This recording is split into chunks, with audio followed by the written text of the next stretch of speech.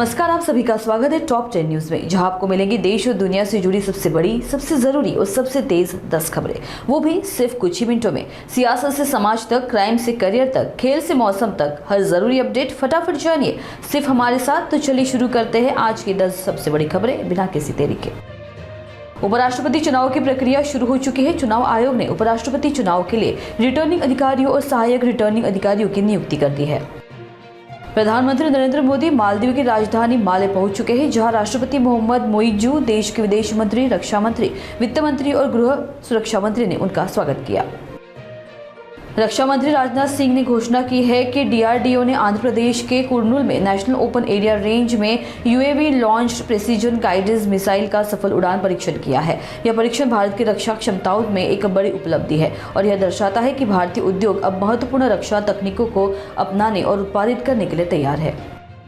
राजस्थान के झालावाड़ में मनोहर थाना के पिपलोदी गांव के राजकीय उच्च प्राथमिक विद्यालय के भवन की छत गिरने के बाद बच्चे दब गए हैं। फिलहाल जेसीबी की मदद से मलबा हटाने का काम किया जा रहा है। घायल बच्चों को मनोहर थाना सीएचसी में लाया जा रहा है। इस हादसे में अब तक 4 बच्चों की मौत और 20 से ज्यादा बच्चे घायल हुए हैं। कंदूर केंद्रीय जेल से 2011 के सोमा रेप और हत्या के आरोपी गोविंदा चामी के भागने की खबर ने पूरे राज्य में सनसनी फैला दी है। गोविंदा चामी को सोमा नाम की 23 वर्षीय युवती के साथ हुई बर्बरता और हत्या के लिए आजीवन कारावास की सजा सुनाई गई थी। यह घटना 1 फरवरी 2011 को एर्नाकुलम से शोरंदूर जा रही एक यात्री ट्रेन में हुई थी। पुलिस ने बड़े पैमाने पर तलाशी अभियान शुरू कर दिया है। थाईलैंड और कंबोडिया के बीच संघर्ष चल रहा है। इस बीच थाईलैंड ने दावा किया है कि 1 लाख से ज्यादा नागरिकों ने पलायन कर लिया है।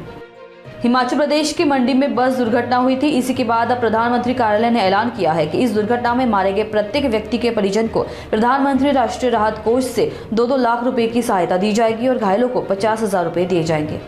कारगिल विजय दिवस के मौके पर भारतीय सेना आज से 2 दिवसीय समारोह शुरू होगा। इसमें देश के लिए सर्वोच्च बलिदान देने वाले अधिकारियों और जवानों को श्रद्धांजलि दी जाएगी। रक्षा राज्य मंत्री समेत 3 केंद्रीय मंत्री कारगिल युद्ध स्मारक जाएंगे। राज्य के तिरुवल्लुर जिले में पश्चिम बंगाल के 4 युवकों को पीटने का मामला सामने आया है। 4 युवकों को बंगाली में बात करने के लिए पीटा गया है। बंगाली में बात कर रहे स्थानीय लोगों ने इन युवकों को बांग्लादेशी समझा और बेरहमी से पीट दिया। इस संबंध में पीड़ितों के परिवार ने मुर्शिदाबाद जिले में 17 जुलाई को पुलिस शिकायत दर्ज करवाई है। अयान मुखर्जी द्वारा निर्देशित अपकमिंग एक्शन फिल्म वॉर 2 की अनाउंसमेंट के बाद से ही दर्शक इसे लेकर एक्साइटेड है और अब इसका मच अवेटेड धांसू ट्रेलर को जारी कर दिया गया है।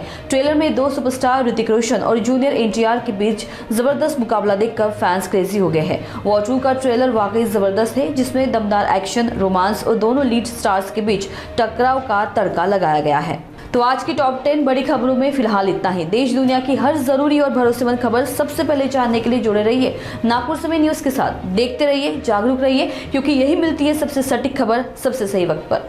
नमस्कार।